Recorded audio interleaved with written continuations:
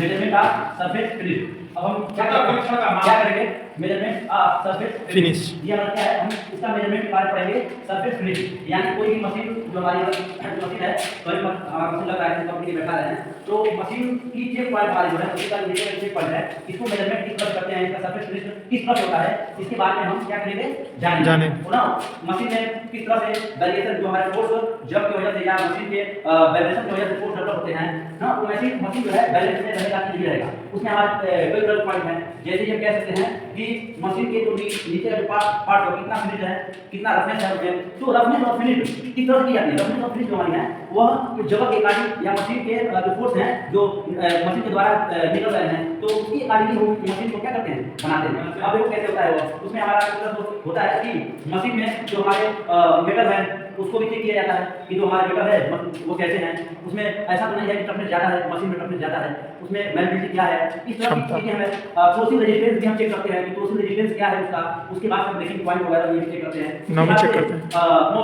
मौसम नमी वेदर, और उसके बाद से नमी भी चेक करते हैं। ये सारी चीजें मशीन की हमारी क्या है, मशीन को एक गुणवत्ता की तरफ ले जाती है। मान चलो हम किसी ऐसे जगह मशीन लगा रहे हैं जहाँ पे पर्वत इलाका है, वहाँ 12 जो हमारे 12 मंथ हैं, जो हमारे 12 मंथ हैं वो अलग वेरिएशन में आते हैं, वहाँ नमी चेक करते है क्या, वो मेटल जो क्लोजिंग रेजिस्टेंस है वहाँ पे जो क्रोमियम की मात्रा है उसमें कितनी है, टंगस्टन की मात्रा है, उसको क्लोजिंग रेजिस्टेंस बढ़ रहा है, तो उसके कारण से मेटल भी डालते हैं। और मशीन की संरचना बनावट के आधार पे क्या होता है, एक आइडियल रफनेस होती है। आइडियल रफनेस का मतलब क्या होता है कि जो नीचे मशीन की जो ये नीचे का भाग होता है, इसमें क्या होता है कितना भी मशीन को फिनिश कर दिया जाए, इसमें इसकी जो पार्ट्स होते हैं इसमें नीचे के भाग में रफनेस आई जाती है। जब हम रफनेस टूल से देखते हैं इसमें तो उसमें रफनेस आता है। आइडियल कंडीशन में नहीं, कोई भी जो मशीन है ना, इसकी जो नीचे का पार्ट है ये पूरी आइडियल कंडीशन में नहीं जाता है। आइडियल कंडीशन का मतलब ये होता है कि इसमें जो फिनिश है ना, मशीन की जो फिनिशिंग है वो जीरो का मतलब होता है आइडियल। एक आइडियल लेकिन जीरो नहीं हो पाता है, उसके समथिंग कह सकते हैं 8 पॉइंट कितना समथिंग या 97, ठीक है 95, इसके एग्जैक्ट तक पहुंचता है।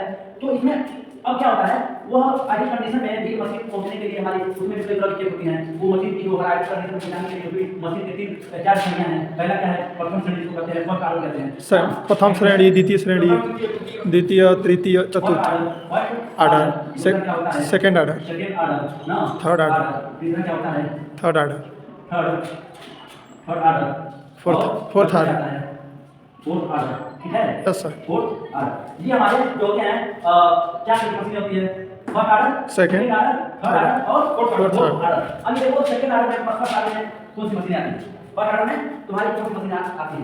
फर्स्ट ऑर्डर में हम देखते हैं टूल की बेंडिंग, जो ऐसा नहीं है कि टूल हमारा बेंड है, उसके बेंड की वजह से क्या होता है मशीन में वेरिएशन आना पैदा होता है। किस जब टूल यहाँ पे बेंड होगा तो कहीं ना कहीं अनबैलेंस फोर्स क्रिएट करेगा, जब अनबैलेंस फोर्स क्रिएट करेगा तो मशीन हमारा अनबैलेंस रहेगा ही, ये हम चेक करते हैं। उसकी वजह से उसके नीचे की जो बैलेंस होगी खराब होगी, तो जो हमारा जो यहाँ पे ये जो नीचे की जो उसके कारण होगा।